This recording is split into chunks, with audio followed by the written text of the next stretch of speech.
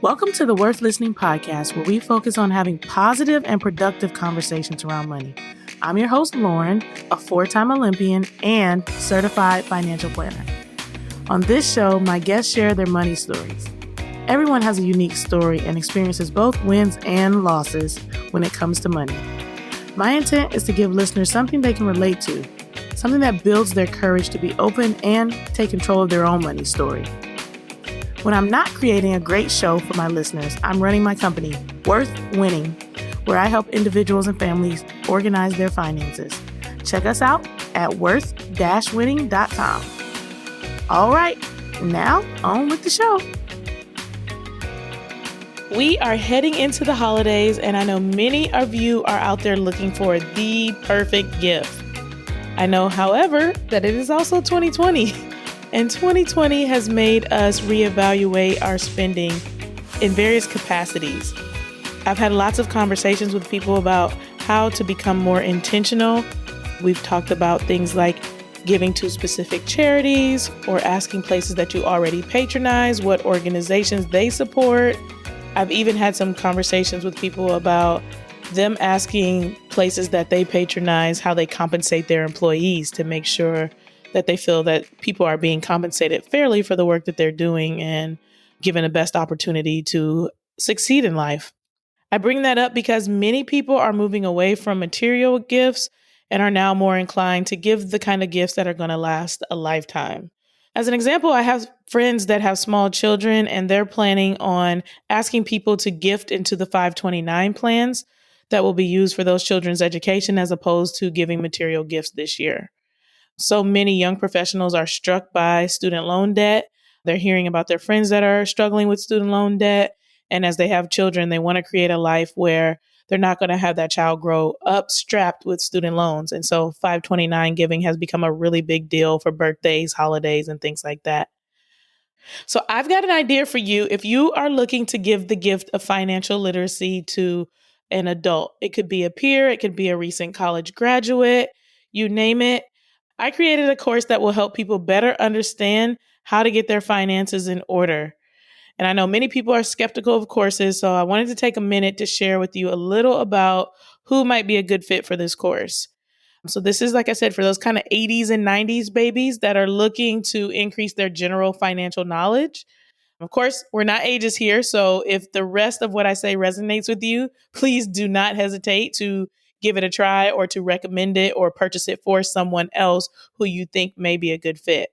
So people who have benefited from the course up to this point are those earning less than $75,000 a year who are new to adulting and may have never been taught how to handle personal finances. They don't have an emergency fund or understand how much they should have in their emergency fund. Maybe they have some credit card debt, other personal debt. You're tired of that debt and you're trying to figure out what you want to do different, or they've talked about how they're tired of it and they can't really seem to get out of that cycle. Student loan debt is another one of those things. And this is really for someone that is trying to get things on track so that they can start saving, start doing the things that we call, like I said, adulting and getting a good financial future in place, but maybe just don't know where to start because they don't have financial literacy. So the other thing about this course is that it's not like other courses in the sense that you just do it and move on with life. There is the generalized information that is the course, but I put a twist on it. You get one-on-one advice with me, a certified financial planner, so that not only are you getting that blanket information and education, but you can come to me with your customized questions that are specific to your life. So if you think that this would be a good fit for someone in your life, please do not hesitate to reach out, worth-winning.com. It's what we call the bronze package. I think this could be something that could really change the trajectory of someone's finances, and I encourage you to take a look into it. And like I said, if you're looking for meaningful ways to give to those around you, your peers, other young professionals, you're in a really blessed and awesome place and you want to pass something down to the next generation of people that are in your life, then the course could be a really good option. So this month of December, we are trying to wrap up the year by doing a little bit of reflection, getting a good understanding of how do we process all the things that have happened in 2020.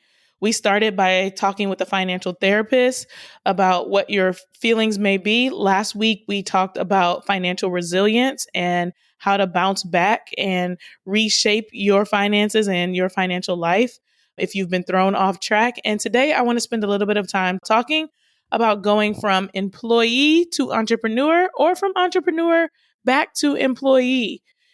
I've had many conversations with people who are disenchanted after being laid off this year due to COVID and all the things that have transpired. And it's very, very trendy now for people to say, I want to become an entrepreneur because I never want to be fired again. And as an entrepreneur, I am not throwing salt at that game, but I also know that the grass is not always greener on the other side. So today I want to spend a little time of talking about the pros and the cons of being an employee versus an entrepreneur. And as we kind of finish and close out this year, if you're thinking about starting the new year in a new position or leaving your 9 to 5, or like I said, going back from entrepreneur life, shutting down your business because of the events of this year and going back to a 9 to 5, let's just know what the pros and cons are and take those things into consideration as opposed to being kind of captivated by what people are saying in the moment or how we feel in the moment. So I'm going to start by talking about the disadvantages of each. That way we can get the negative out of the way, give you that food for thought, and then we'll switch over and we'll talk more about the positive. So the disadvantages of being an employee. I would say the number one thing that people kind of state is that there's this dependency. So you have to follow the employer's instructions. You have to show up at 9 and you can't leave until 5. There's this pressure of I am handcuffed to this job and that they own me. So that is one of the things that a lot of people deal with. And then also sometimes people feel like their income is limited with employers. So you get in a situation where you have agreed upon salary or an hourly rate, and there's kind of a ceiling. Maybe there's this standard cost of living 3% raises every year, but you had really hoped that you would move $10,000 or $20,000 up the food chain, and there's just not a lot of room for growth. Or maybe there's someone sitting in that position above you that is going to, ride it out for the next 20 years, and until they're gone, there's no place for you. So that might be also limiting your income. The way employers usually try to incentivize people is with bonuses and things like that. But like you said, if you're stuck at one salary and you're kind of very dependent on that bonus and the bonus doesn't come in a year like COVID, you now start to feel, like you said, once again, disenchanted because you have goals and things that you're trying to achieve. And without that pay raise, it leaves you wanting to change jobs. There's also the idea that the work becomes monotonous. So you kind of limit it in the way that you can develop as an employee. Sometimes you have just fewer choices within the specific company or industry that you're in. And you're just like, I show up every day. I've mastered this thing and there's nothing else here for me to learn because, this process is what it is. It is not evolving. It is not new. It is not new and exciting. And then there's this idea of job security. So like I said, the number one thing that people state when they're kind of pissed off and ready to move on from being an employee is they've been loyal, they've done their work, and they've done it well. And then all of a sudden something comes up and they're in that office saying, we can no longer continue to employ you. And people feel like they're disposable. And that's not a good feeling, to feel that you're not valuable. And sometimes to even be dismissed without a real solid reason. Depending on what kind of state you work in, they don't have to offer you anything as it pertains to explanation. You can just, you no longer work here. Thank you. Goodbye. And while being employed by someone may be a consistent thing that happens and a paycheck comes consistently, there's no 100% guarantee that you will be doing the same thing 30 years from now, even if you plan to be doing so. All right, now let's talk about some of the disadvantages of being an entrepreneur, because there are some. Like I said, I'm living this life every day. So first thing is stress. You have no guaranteed income. You have no boss to go to for guidance because you are the boss. So the other side of that is freedom. I know we're not quite to the advantages yet, but who do you turn to when you are the boss and you need additional support? You don't have the colleagues, you don't have your teammates to kind of go around to and ask, how do I get help with this? What do I do, etc. So it can be stressful, but it also can be very lonely because no team means that not only are you the boss, but you're the head of marketing, you're the legal department, compliance, you're the chief networker, you're the accountant, because These are all just jobs that no matter what industry or what kind of entrepreneurship you're in, you're going to wear all these hats in addition to the one of the thing you're starting. So head chef if you're in a restaurant, head financial planner if you're running a company like mine, all those different things. You wear a lot of hats and it's stressful picking up one, putting on the other. I had to find time today to get the podcast done, but I also in between client meetings and kind of back and forth. And sometimes that's exciting, but it's also very stressful to meet the deadlines and know that you're the one person that either is going to get the job done or not, and then holding yourself accountable. I'd also say the investment. So, starting a business can require a lot of money depending on the type of business that you're starting. And sometimes we jump off that ledge without having enough money in the bank or enough capital to put into it. And we end up in debt that we didn't plan to be in. Or we start out right out of the gate with debt, hoping that things are going to grow and then they don't grow as planned. And now you're kind of piled up with the debt in addition to trying to meet your regular monthly expenses to just live and take care of yourself. So this investment is going to have a huge impact on your ability to just manage your regular monthly and organize your finances. So you got to think about that. Then there's the actual emotional investment in the business.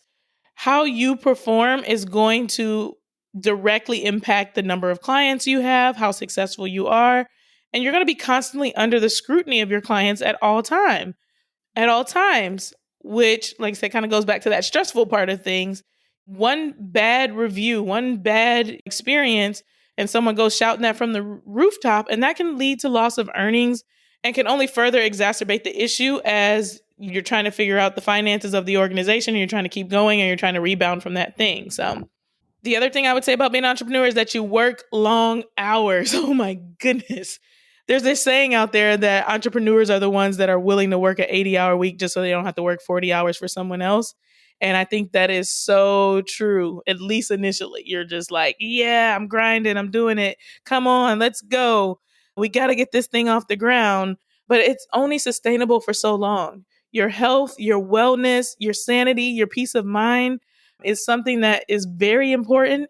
And while you have to bootstrap to get things going, you don't want to be 10 years down the road and still working that 80-hour week because you're going to realize that you're missing out on quite a bit of living by just trying to make a living, if you will. So as you think about entrepreneurship, think about the impact that it could have on your family, your social life, your health. And then, like I said, we always got to think about the financial instability of all of it. So being an entrepreneur is like riding a roller coaster. Sometimes money's coming in and you're on cloud 10. And then sometimes no one is calling and it's crickets. And you've got to figure it out and be able to sustain yourself in between. One of the cool things about being an employee is that every 2 weeks on the 1st and the 15th, or however it's set up for you, that paycheck comes. And someone else is responsible for going out and collecting money from the customers and paying all the bills and the lights and et cetera. And you're just responsible for this one particular job that's going to gain you that income. As the entrepreneur, however, you have to go out and gather all the revenues, get all the customers to give you the money. Then you need to pay all of the various expenses. So that is the software and the accountant and all the different things. You know, if you've got little contractors on the side that are helping you out, all of those different expenses get paid. And then there's something left over. And it's like, oh, this is the profit. This is what I get. You may add yourself as part of the expenses and pay yourself a salary, but all of that is going to be big revenues, big expenses. Expenses are on your plate, which is going to diminish the amount of money that you get to bring home. So that is definitely something else to think about. And while we're on the subject of financial instability, the other thing that comes up quite a bit is purchasing things that require additional debt in your personal life. So securing a mortgage, a car payment, even sometimes like mobile phones can be a problem. But mortgages is the ones that I see frequently. They're going to ask for 2 years of tax returns. And what do entrepreneurs do a lot? They have a lot of expenses so that they can keep their tax liability low. And it looks like they don't have a lot of profit. If it doesn't look like you made a lot of money on paper, you're not going to qualify for a mortgage. So you've kind of got to deal with, oh, you don't have any stable income. You don't have any profit. Well, if you have the profit, then you also have to pay the taxes. And there's this whole rigmarole. And last but not least, as we get done with the negative and on to the positive, is the risk. I would say going it alone as an entrepreneur carries a lot of risk. You have the risk of failing, the risk of others witnessing your failure. So then you're kind of keeping up. Well, it's not really keeping up with the Joneses. It's more like the imposter syndrome where you're pretending like everything is good, even though it's not, which leads us back to that stress bucket. You're super stressed because you're trying to make this thing succeed. Something may not be going right. You may not feel comfortable reaching out to others saying, I need help with this because you're on your own. And then you're up against competitors as well. So you've got to be able to stomach the risk that's associated with this, the instability, before you jump off the ledge to becoming an entrepreneur. All right. So we've talked about the negatives of both, but both also have some really good things. And it's kind of like the reverse of each is the thing. So let's go back to an employee life. For those that are maybe contemplating being an employee or are currently an employee, think before you act if you're going to jump ship. And here's some things to think about what you might be gaining if you decide to leave the entrepreneurial world and head back to the employee world. So the first thing is benefits, holidays, paid time off, paid sick time. Those are all wonderful things that are available when you work for an employer. Why is this cool in comparison to being an entrepreneur? Because as an entrepreneur, you take the day off whenever you want, which is awesome. But if you're not working, you're also not eating. So it'd be great to be able to take a day off, still get your same paycheck during those time periods, to have holidays where the whole business is already shut down. So you don't have to worry about that. And it just gives you the opportunity to really plan to work on personal relationships, do some hobbies. Maybe you travel every year, same time of the year, and just simply rest when needed. This gives you the ability to just return to work more energized, ready to go. Whereas in the entrepreneurial world, you take a couple of days off and you return to work with things just piled up on your plate and you're like, yikes, what do I do? So benefits is one thing. The other thing is we kind of alluded to already, guaranteed income. You get that weekly, monthly, bi-weekly check into your account, direct deposited. And the other thing that's really cool is your paycheck already has things taken out of it, like taxes, health insurance, 401k or other retirement benefits, pensions. While I know that doesn't sound like a fun thing to have things taken out of your paycheck, it is actually a really good thing because it's something you don't have to worry about. You don't have to calculate how much taxes you're going to have to pay and set that money aside and pay your quarterly payments like an entrepreneur does. You get health insurance via your employer, and it's generally a lot less expensive. Oh my goodness, I have been getting whammied with health insurance cost. They may also have group life insurance available, which is a really cool benefit. If you're an entrepreneur, you got to go out and get that life insurance on your own. And then we talked about those retirement benefits as well.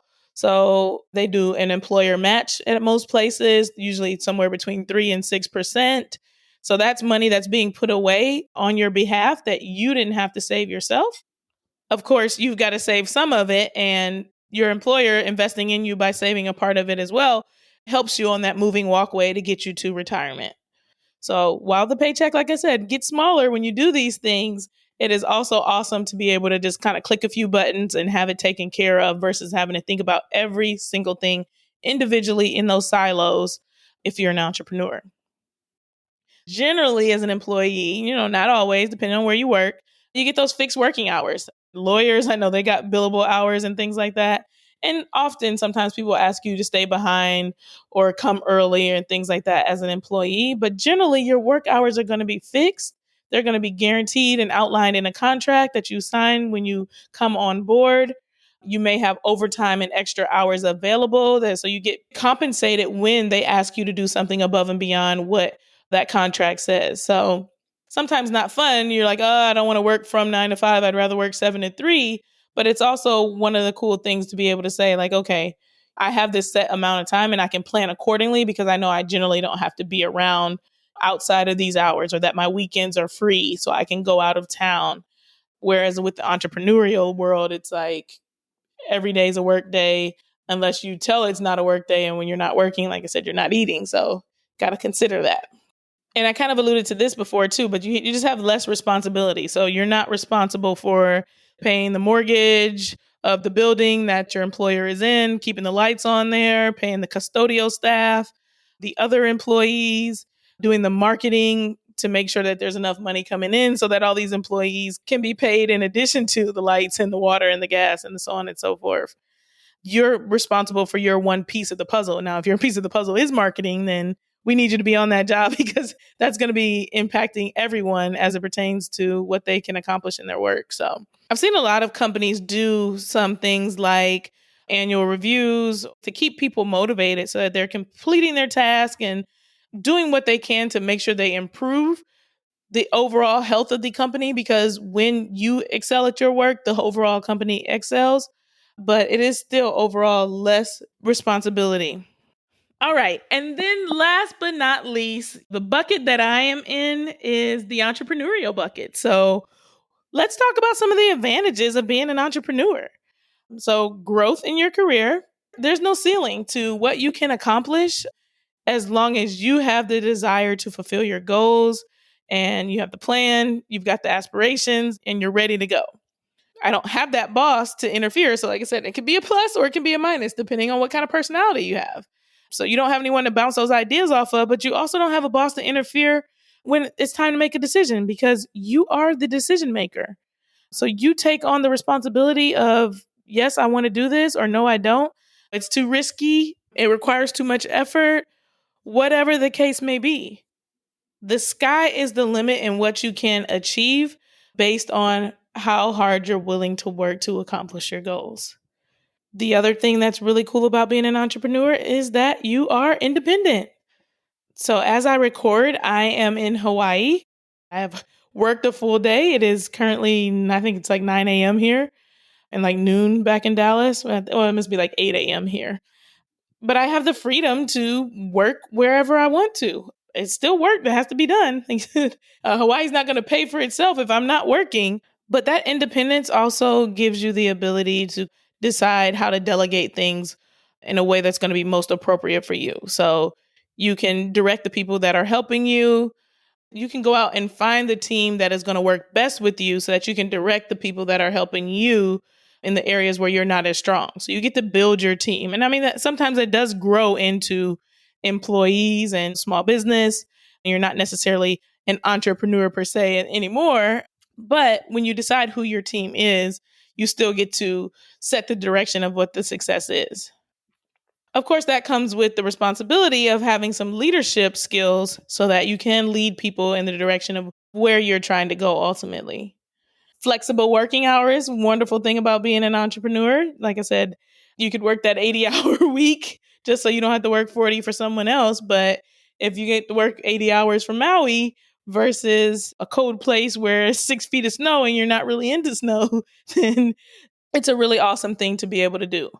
Maybe you decide to work 7 days a week, but you only work 3 or 4 hours a day versus piling it all into a 5-day work week, a 9 to 5 kind of office situation in a cubicle, etc. If your work is out on the road and you're driving around, you can, hey, I want to go here. This is going to be the place where peak hours are and it's, midnight to 2 a.m. You get the flexibility to decide where you want to be, when you want to be there, and what's going to be most efficient to maximize your earnings. Speaking of earnings, the ability to earn, sky is the limit. You're not constrained by a flat salary as an entrepreneur. If you want to achieve more, you can take on additional clients. You can increase your prices. So you have a lot of wiggle room in how you can change the way that you're going to earn, but it also comes with that responsibility of keeping your expenses low so that you can, in fact, earn more. And that is sometimes harder to do. So more clients means maybe you need additional help to service those clients.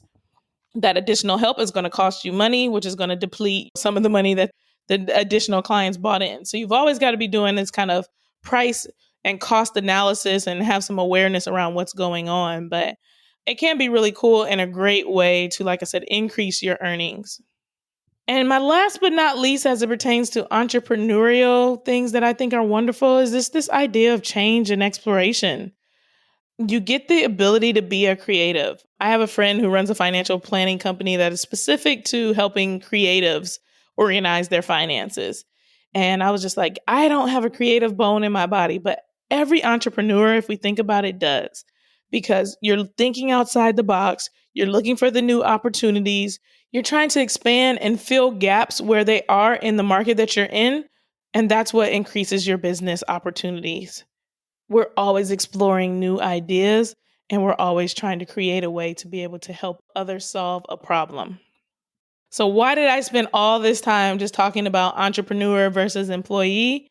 As I said earlier, I know many are thinking about jumping from one ship to the other, but there's a lot that you need to consider before. And I think the biggest thing is making sure that you have organized finances one way or the other. If you are an employee thinking about going to an entrepreneur, you better have a good emergency fund. You don't want to jump off a ledge and decide that you're going to start investing in real estate or something like that full time, and you don't have anything to fall back on. You don't have any way to cover your expenses if you don't get a sale really quick. You don't have a way to cover expenses if you get the sale, but the money is tied up and you're not actually paid until 3 or 4 months from now. Make sure that if you're leaving the secure employee life for the radical up and down roller coaster of being an entrepreneur, that your finances are organized in such a way that you have at least 6 months and more likely a year of personal expenses set aside while you wait for that income to pick up and take over. The other thing I always recommend is that you've replaced at least 60% of your income. So if you got a side hustle right now that you're trying to grow into your main hustle, try to replace at least 60% of your income with that side hustle before you leave the current job. That way you have some income coming in, and now with the additional time frame, you should be able to make up that other 40% in a reasonable time frame while keeping your expenses low. If, on the other hand, you're an entrepreneur and you're trying to head back over to the employee world, while there are a lot of good benefits, and the main one that's probably leading you to head back that direction is you want some more stability in your income, and it's really, really hard to create the life that you want. Just remember that there are some things that you'll be giving up by going back into the world of being employed by someone else. Ultimately, it is your choice. There's lots of pros, lots of cons, lots of advantages, lots of disadvantages, things that we talked about today. But I think the big starting point for deciding to go one way or the other is understanding what your purpose is. So 2020 has caused us all to pivot quite a bit. And while your plans may have changed, if you have already known and were deeply rooted in your purpose has not changed. Your purpose may be exactly the same, and you just need to execute it differently. Decide whether or not you are fighting imposter syndrome and you're just feeling like this is no longer the right place for me because I feel like I'm not doing well enough, I'm not good enough, this is not, there's all this negative self-talk going on. Or is this something that you're truly being called to do because it is your purpose, and the way you've been called to execute on your purpose and help others in your purpose is by switching from employee to entrepreneur or from entrepreneur to employee. I love you all so much. I hope you're having happy holidays. And I'd love for people to come on and share their money memoir with us. So, as always, if you have questions, suggestions for guests, or you want to share your own money memoir, please do not hesitate to reach out at worth-listening.com. And of course, if you need a financial planner, you can find us at worth-winning.com. We are ready to help you organize your finances, get on track, come out in 2020 swinging, and feeling good about reaching all your financial goals. All right, until next time.